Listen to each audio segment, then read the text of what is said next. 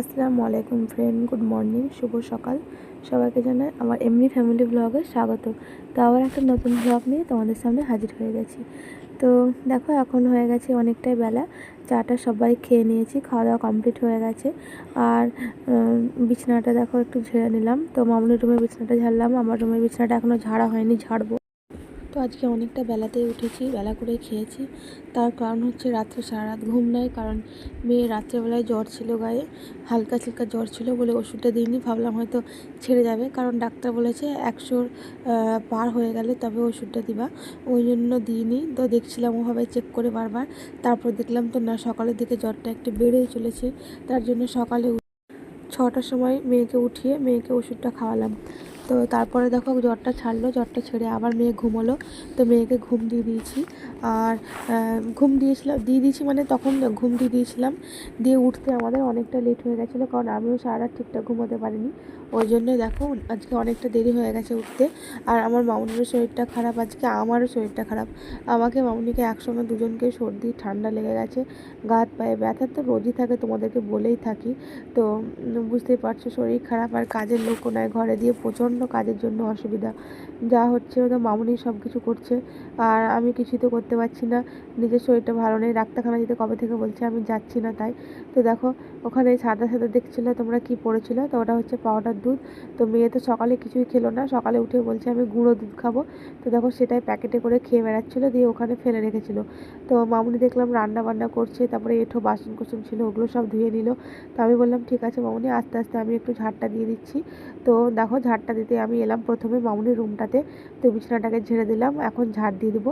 তো ওগুলো হচ্ছে সজনে ডাঁটা। তো ঘরে বসে বসে মামুনি মেয়েকে নিয়ে শাক বাছছিল, সজনের শাক। কালকে সে তোমরা দেখলে দাদা এসেছিলো, তো দাদাদের বাড়িতে সজনে গাছ আছে, তো সেই দাদা শাক দিয়ে গেছিলো।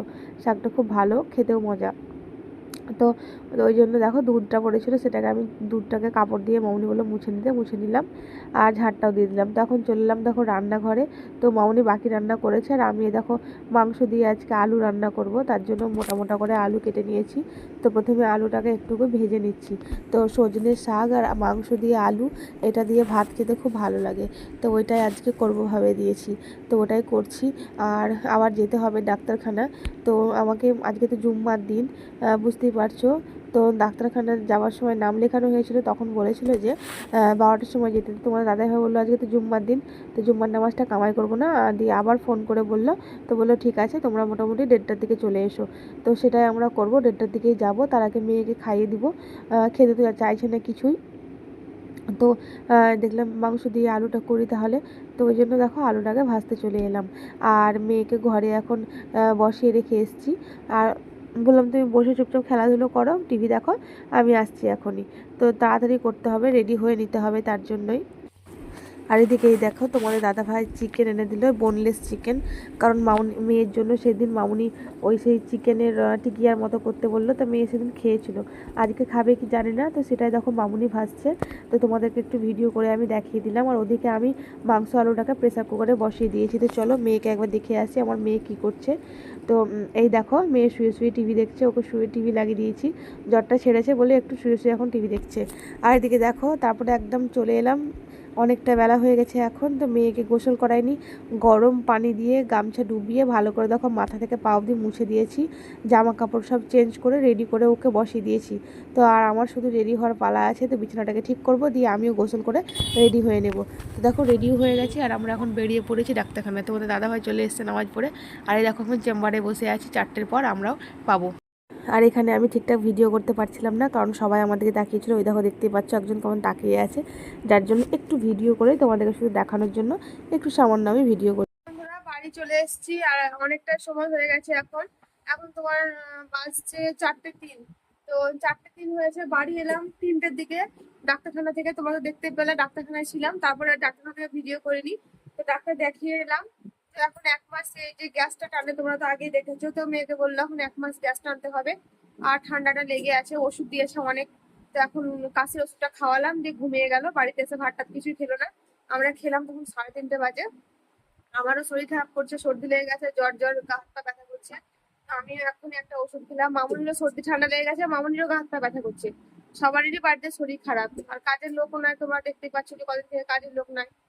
চেষ্টা করছি খোঁজার, দেখি যদি পাওয়া যায় কাজের লোক। তো ওই জন্য তোমাদের সঙ্গে এসে কোনো ভিডিও শেয়ার করতে পারিনি, তো এখনই বললাম। তো এখন তোকে এইমাত্র গোসল করে গেছিলাম, চুল টুল সব ভিজা ছিল, এখন শুকালাম ফ্যানে বসে বসে। এবার একটু আরাম করবো ওষুধ খেলাম দিয়ে। তো দুপুরে আজকে লাইভে আসতে পারলাম না, যদি পারি তো ইনশাল্লাহ একদম রাত্রে লাইভে আসবো। তো ঠিক আছে, সঙ্গে থাকো, ব্লগটা দেখতে থাকো। তো শুভ সন্ধ্যা বন্ধুরা, গুড ইভিনিং। এখন হয়ে গেছে সন্ধ্যা, দেখতে পাচ্ছ অনেকটা অন্ধকার হয়ে গেছে। তো তোমাদের দাদাভাই অনেকক্ষণ আগে বেরিয়ে যায় আসরের নামাজ পড়ে, তো ও এখনও উঠতেই পারেনি, ঘুমিয়েছিল। তো একদম মগরবের নামাজ পড়ে দেখো এখন বেরোচ্ছে। আর মেয়ে সামনে বসে আছে। তো মেয়ের আল্লাহ রহমতে আর জ্বরটা আসেনি। সে সকালে ওষুধ দিয়েছিলাম, ওটা খেয়ে এখন ভালো আছে আল্লাহ রহমতে। তো ওষুধ দিয়েছে ডাক্তার। আর এই দেখো উঠোনে কিছু কাপড় মেলা ছিল, যেগুলো তোলানো হয়নি। তো এগুলো আমি এখন তুলে নেব, দিয়ে যেগুলো যেগুলো ভেজা আছে সেগুলো ঘরে মেলবো, আর বাকিগুলো আমি রেখে দেবো ভাঁজ করে। তো এখন ক্যামেরাটা কে করছে জানো, তোমরা শুনলে অবাক হবে। তা আমার মেয়ে ক্যামেরা ধরে আছে। তো দেখো কত সুন্দর ক্যামেরা ধরেছে। আমি ওকে বললাম আমি যেদিকে যেদিকে যাবো তুমি সেদিক সেদিকে ক্যামেরাটা করবা। তো দেখো কত সুন্দর ক্যামেরা করছে। এই বয়স থেকে, 2.5 বছর বয়স থেকে আমার মেয়েও কিন্তু একটা খুব সুন্দর ব্লগার হয়ে গেছে। বড় হয়ে ও কিন্তু খুব সুন্দর ব্লগ করবে, দেখে নিও। আর দেখো এখন চলে এলাম মামুনির রুমে। তো যেসব কাপড়গুলো আছে সেগুলোকে আমি এখন গুছিয়ে নিচ্ছি। এখনও কিন্তু ক্যামেরাটা আমার মেয়ে করছে। তো মেয়ের ওই জামাটা ভিজা ছিল, তো খাটের স্ট্যান্ডে বিছিয়ে দিলাম, মেলে দিলাম, সরি। আর দেখো এখন আমার মেয়ে ক্যামেরা করছে, আর আমার মামুনি শুয়ে শুয়ে হাসছে ওর ক্যামেরা করা দেখে, যে এতটুকু পরে মেয়ে কত পাকা বুদ্ধি, দেখো কত সুন্দর আমাকে সাহায্য করছে স্ট্যান্ড। তো বন্ধুরা এখন চলে এলাম হচ্ছে রান্নাঘর। তো রান্নাঘরে আজকে খাবো না কিছু, আজকে ভাত টাত খাওয়ার একদম ইচ্ছে নেই। আর এমনি তো সর্দি ঠান্ডা লেগে আছে সবকে বাড়িতে। তো তোমাদের দাদাভাইকে ফোন করলাম, ও বললো আমি ভাত টাত খাবো না, মুড়ি খাবো। তো জিজ্ঞেস করলাম রুটি খেলে রুটি করে দেবো। তো বললো না রুটি খাবো না। তো মুড়ি খাবো বললো, তাও বললো ঠিক নেই খাবো কি না, কারণ ওরও বললো গ্যাস গ্যাস মনে হচ্ছে। তো দেখি যদি খায় তো খাবে মুড়ি। তো আমরা তো মুড়ি খাবো, ওই জন্য আজকে ভাতটা রান্না করলাম না। আর মেয়েকে ভাবছি ও যখন কিছুই খাচ্ছে না, তো জ্বর সর্দির মুখে একটা নতুন রুটি, মানে গোলা রুটি অবশ্যই, তবে একটু অন্যভাবে করব বলতে আমি একজনের ভিডিও দেখেই এটা করছি আজকে দেখলাম। তো ওনারা অনেকটা ঝাল লঙ্কা পেঁয়াজ দিয়েছে, আর আমার মেয়ে কাঁচা পেঁয়াজও খায় না, ঝালও খেতে পারবে না। ওই জন্য আমি ওইটা দেবো না। তো দেখি এখন খাচ্ছে কি, খাবে কি আমি জানি না। তবে দেখছি যদি খায় তো খাবে, একটু ফেলে ঝেলে নষ্ট করে যদি একটুও মুখে দেয় তাও হবে। তার কারণ সে দুপুরেও জানো তো ভাত খায়নি, এক ফোঁটা দুপুরে ভাত খায়নি। সকালে কর্নফ্লেক্স করে দিয়েছিলাম, সেটাও খায়নি। আর বুঝতেই পারছো যে জ্বর সর্দি ঠান্ডা লাগলে তো আমরা বড়রাই কিছু খেতে পারি না। তো ওরা তো বাচ্চা, ওরা কি করে খাবে বলো, ওরা তো আরোই খেতে পারবে না। তো তার জন্য জোর করেও লাভ নেই। ওর এখন মুখে যখন স্বাদ আসবে তখন ঠিক খাবে আবার। এখন মুখে স্বাদ নেই বলে ওকে কিছুই ভালো লাগছে না। তো চালের আটা ঘরে আছে, মানে চালের গুঁড়ো, কিন্তু আমি ওটা দিলাম না, গ্যাস ট্যাস যদি হয়ে যায় রাত্রিবেলা। আর আমার মেয়েকে আবার আমাদের মতোই গ্যাস হয় এখন থেকে, জানো তো। তো ওই জন্য আমি আর চালের গুঁড়ো ব্যবহার করলাম না, আমি গমের একটু আটা দিয়ে করে দেবো মেয়েকে। সামান্য 2 চামচ আটা দিয়ে তো খাবে, ওই জন্যই। আর সবকেই শুনছি এখন এই ওয়েদারটার জন্য ঠান্ডা সর্দি জ্বর হচ্ছে। তো আমাদের ঘরেও এখন লেগে গেল এবার। আর সত্যি কি বলবো, ঘরে মনে হচ্ছে অসুখ যেন ছাড়ানি নয়, জানো তো। সে কতদিন থেকে একের পর এক, মামুনির একবার, আমার একবার, মেয়ের একবার, কি বলবো, কিছু ছাড়ার নেই, কিছু করার নেই, সব কিছু আল্লাহর হাতে। আল্লাহ যেটা ভালো বুঝবেন সেটাই করবে, আল্লাহ ভালো করে দেবে, তার জন্য না, এটাই আলহামদুলিল্লাহ আল্লাহ। তো আল্লাহ আরও কতজন আছে তাদেরকে কত কষ্টের মধ্যে রেখেছে। তো আল্লাহর কাছে এটাই শুক্রিয়া, আল্লাহ আপনি ভালো রাখবেন, সুস্থ রাখবেন সবাইকে, আমাদেরকেও রেখেছেন। এটাই আল্লাহর কাছে অনেক অনেক শুক্রিয়া, তাই না বলো। আল্লাহর সঙ্গে নাশবরি করতে হয় না কোনো জিনিসই। আল্লাহ তোমাকে যেটুকু দিয়েছে, যতটুকু দিয়েছে সেটুকুতেই সন্তুষ্ট থাকা উচিত। সেটা মানে আল্লাহ যেটা দিয়েছে ওটা আমাদের কাছে আলহামদুলিল্লাহ, সবসময় এটা মনে করা উচিত।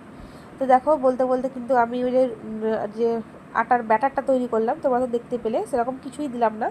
কারণ ছোট বাচ্চা আমার মেয়ে খাবে, তার জন্যই। তো শুধুমাত্র লবণ, হলুদ আর একটু জিরে ধনে গুঁড়ো এটাই দিয়েছিলাম, আর কিছুই দিইনি। তো তোমরা তো সেটা দেখতেই পেয়েছো ভালো করে। তো আমি জানো তো, এটা আমি বাংলাদেশের একজনের ভিডিও দেখি, আমি খুব ভালো লাগে ওনার ভিডিও দেখতে আমার। আমি আজকে চ্যানেল খুলেছি বলেই বলছি না, কিন্তু আমি এটা বহুদিন আগে থেকে ওনার ভিডিওগুলো দেখি, আমার খুবই ভালো লাগে। উনি একজন হাউস ওয়াইফ। তো আমি ওনার চ্যানেলের নাম বলে দিচ্ছি তোমাদেরকে, ব্যস্ত রান্নাঘর। উনি আমার ভিডিও দেখবেন কি আমি জানি না অবশ্য, তবুও আমি বলছি ওনার চ্যানেলের নাম হচ্ছে ব্যস্ত রান্নাঘর।